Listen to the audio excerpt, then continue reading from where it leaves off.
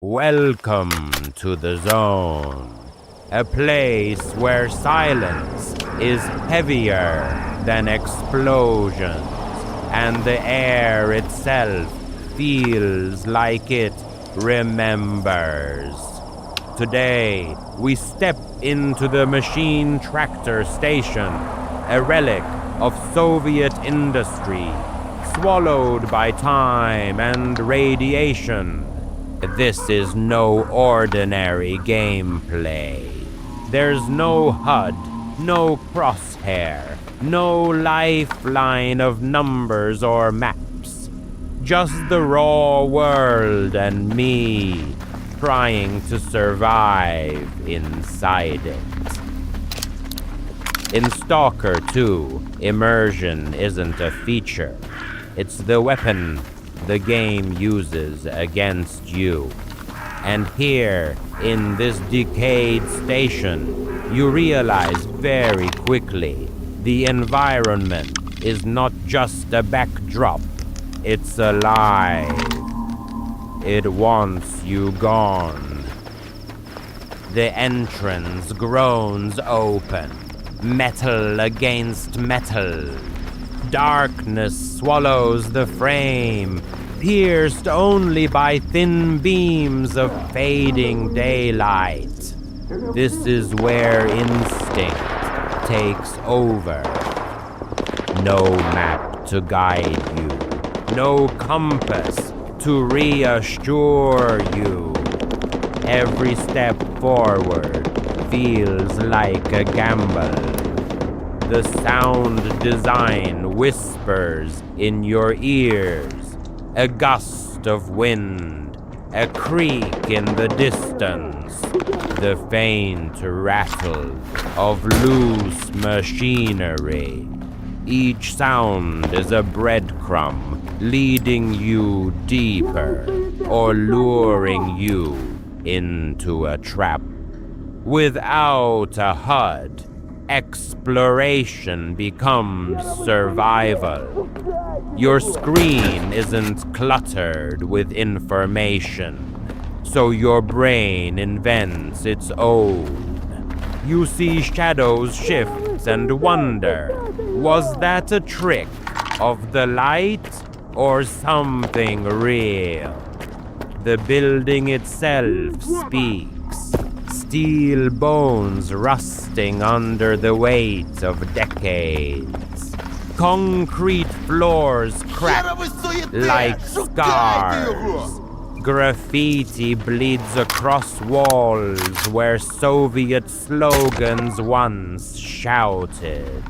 This tractor station is more than a ruin.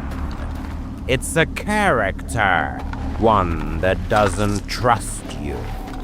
The machinery still stands, frozen mid-motion, like it's waiting for workers who will never return.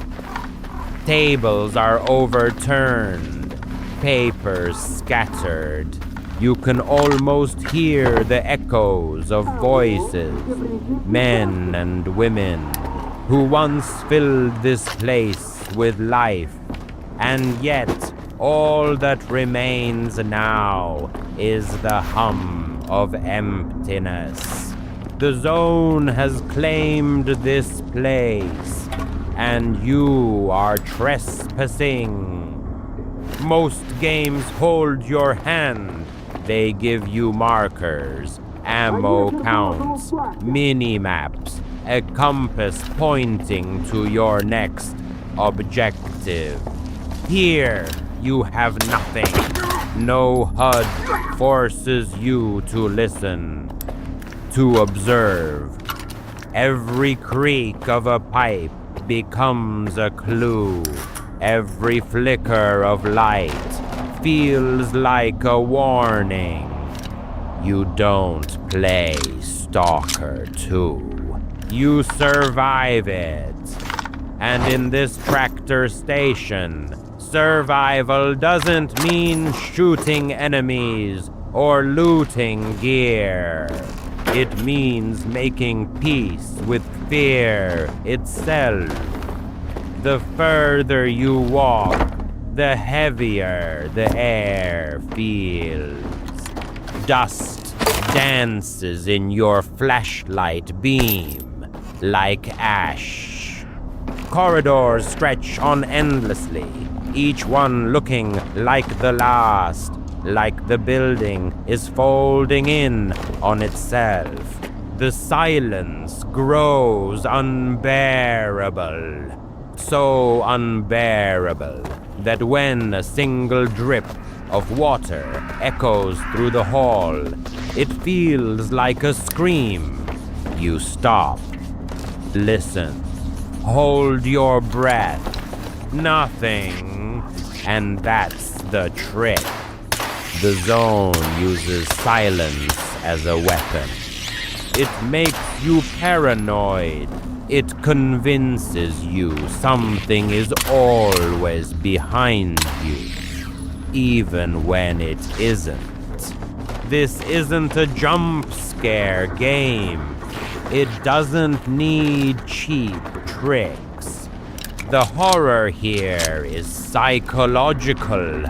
Imagine walking through an abandoned workplace. Everything frozen mid-shift. Half-eaten food fossilized on tables. Tools left scattered. Chairs still pulled out like someone stood up and never came back. Every room is a crime scene with no answers. You begin to wonder, did something force them out? Or is something still here, waiting? The details tell their own story. Posters of workers smiling under Soviet banners. Machines designed to outlast time, now broken under their own weight. Rust spreading like a disease.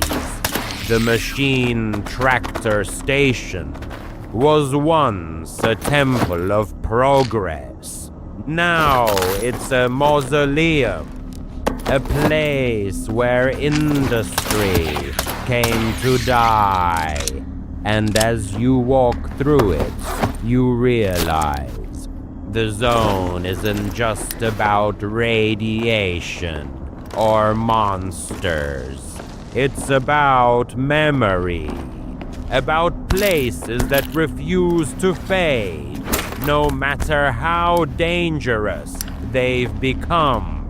You start noticing things you didn't at first. The way shadows stretch unnaturally. The way echoes come from directions that don't make sense. The way your own footsteps start to sound like someone else's. This is the brilliance of Stalker 2. It doesn't scare you with what it shows. It scares you with what it makes you imagine. Every corner could hide something. Every room could be the last safe one.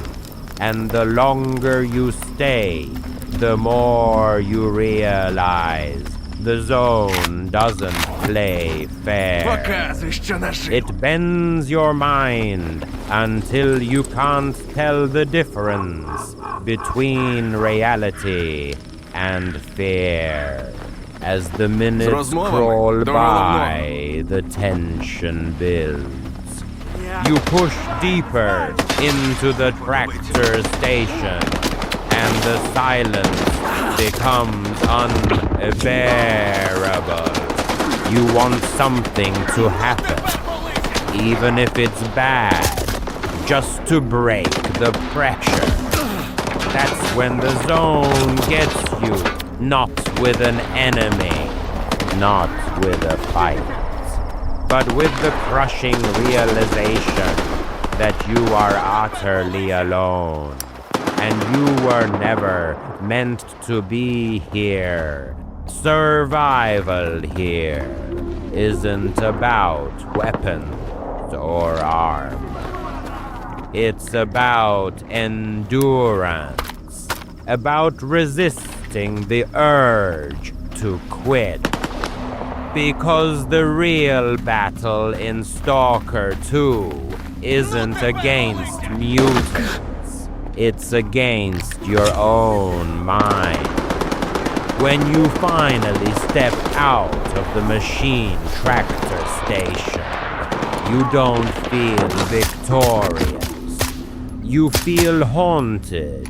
The zone doesn't let go just because you leave its walls. It clings to you. It follows you into the quiet of your own room. It makes you wonder, did you survive the zone?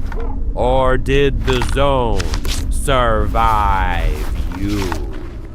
That's the genius of Stalker 2. It doesn't just let you play a game. It traps you inside a story you can't escape. And long after the screen fades to black, you'll still hear the echoes of the tractor station whispering in your head.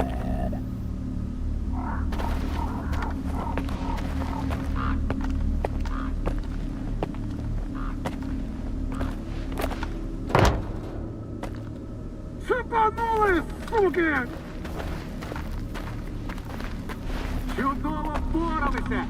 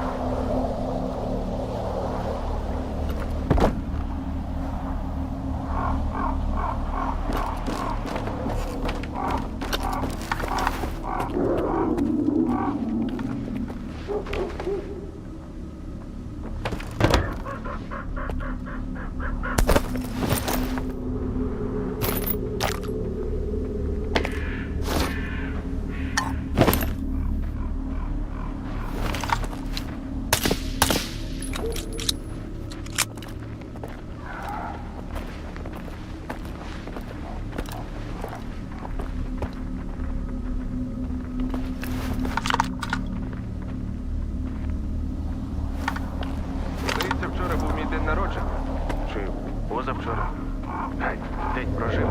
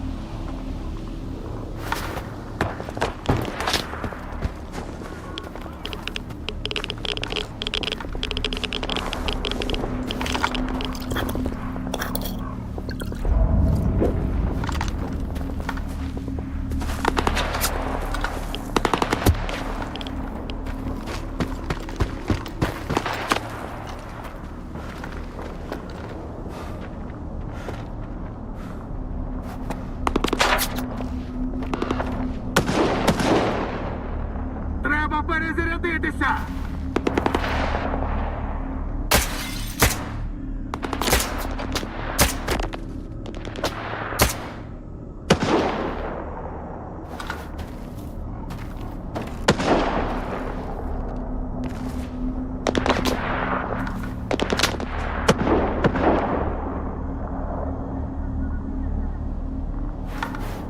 Потрібне укриття! Навались на них!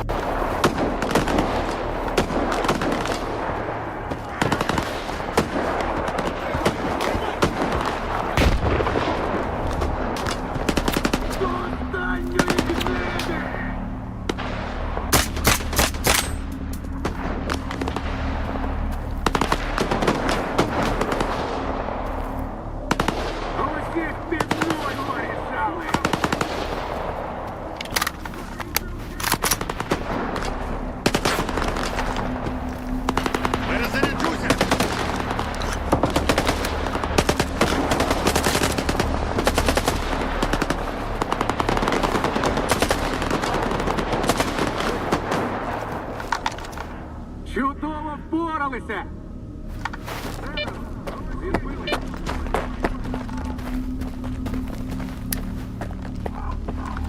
Ех, зараз би в лазню.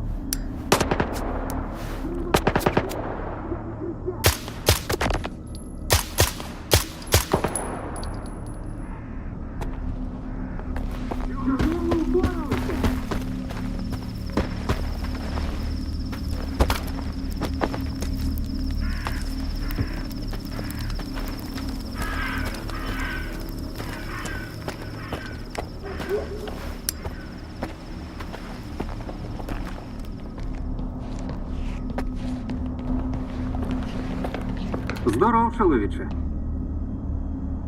Є все ж у людини це дурнувате прагнення до порядку. Щоб жоден хер не казав тобі, що правильно, а що ні. Куди лізти, а куди не варто. Я в зону за іншим прийшов. І якщо захочу он під тим горбом здохнути, піду і здохну. І ніхто мені не указ. Побачимось.